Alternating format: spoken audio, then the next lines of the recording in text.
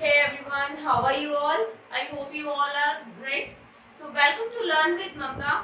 We are doing our chapter, our unit that is genetics, in which we have started our first lesson, that is principle of inheritance and variation, in which we have discussed quite a few topics, in which monohybrid cross, test cross and back cross we have already done it. Now comes some important laws of Mendel. So today we are going to discuss about the Mendel's principle and law of inheritance. Law of inheritance और Mendel's principle ये सब करेंगे अब. इसमें सबसे पहले आता है फर्स्ट लॉ. फर्स्ट लॉ क्या है? Law of dominance. लॉ जो मोनोहाइब्रिड जो क्रॉस उन्होंने परफॉर्म किया था, उसके बाद कुछ रिजल्ट्स आए थे. उन रिजल्ट्स को देख के उन्होंने कुछ लॉज आगे रखे थे. तो वो लॉज कुछ इस तरह से है. जो पहला लॉ था that is law of dominance. Law of dominance what is it बेटा? The characters are controlled by a discrete unit. आपको इन सब पॉइंट्स को अलग-अलग लाइन में लिखना है. First point is characters are controlled by a discrete unit which we call factor. क्या बोलते हैं उसको? Factor. ठीक है बेटे? Factor कौन बोलता है उसको? मेंडल ने नाम दिया था. ठीक है? Factors occur in pair. जो ये factors होते हैं ये pair में होते हैं. These are in pair.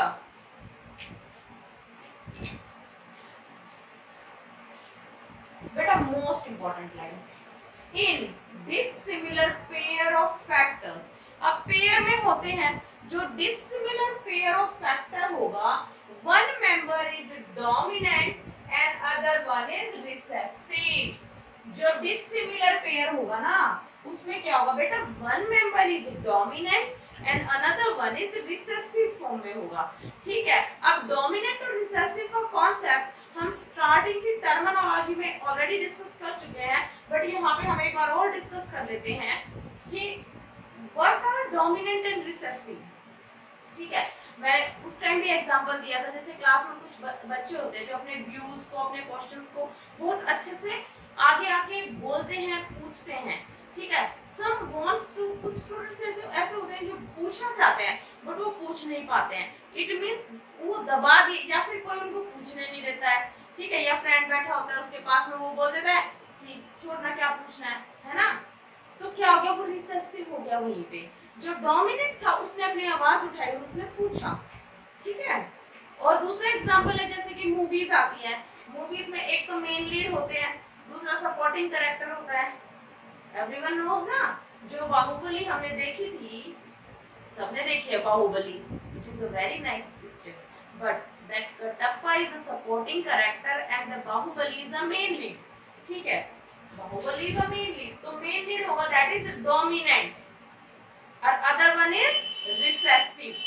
वो उस other one is recessive. उसकी पॉइंट्स को दबा दिया जाता है. जब भी उसको चांस मिलेगा वो बाद में खिल के आगे आएगा, अपने कैरेक्टर को अच्छे से शो करेगा. ठीक है. इसी तरह से बहुत से एग्जांपल है, जैसे मुन्ना भाई का है, सर्किट का है ना. देखिए सबने मुन्ना भाई एमबीबीएस, उसमें भी ऐसा ही होता है. ठीक है. वन इज डोमिनेंट और अनदर वन इज रिसेसिव. ठीक है. टीटी जो कैपिटल टी होगा, जैसे टॉलनेस के लिए जो कैरेक्टर है वो डोमिनेंट है और small T is recessive. And capital T small T में क्या होगा बेटा? One is dominant and another one is recessive. ये small t recessive रहेगा, capital T is dominant. अगर दोनों साथ में आ गए तो मेन लीड की तरफ ही सबका ध्यान रहेगा. ठीक है. अगर ये दोनों साथ में आएंगे, जैसे जो मोनोहाइब्रिड क्रॉस परफॉर्म किया गया था, एक बार आप देख लीजिए एग्जांपल में, capital T small T parents की तरह यूज किए थे. उसके बाद गैमीट्स फॉर्मेशन हुआ. ठीक है. One second.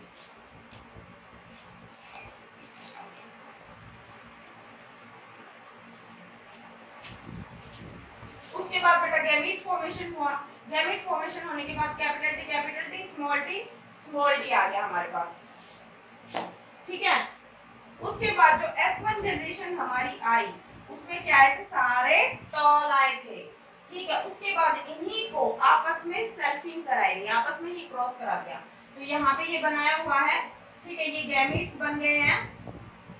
तो क्या आया, capital T capital T capital T small T capital T small T and one small T small T.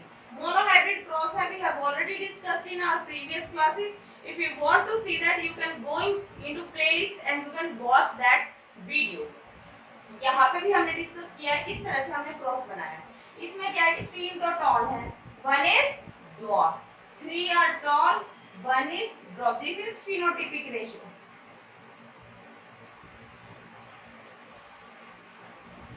Phenotypic मतलब बाहर से दिखने में हमें 3 टॉल लग रहे हैं, बट ये जो 2 है ये क्या है कि हाइब्रिड टॉल है, ठीक है। इनमें एक कैपिटल टी है, एक स्मॉल टी है।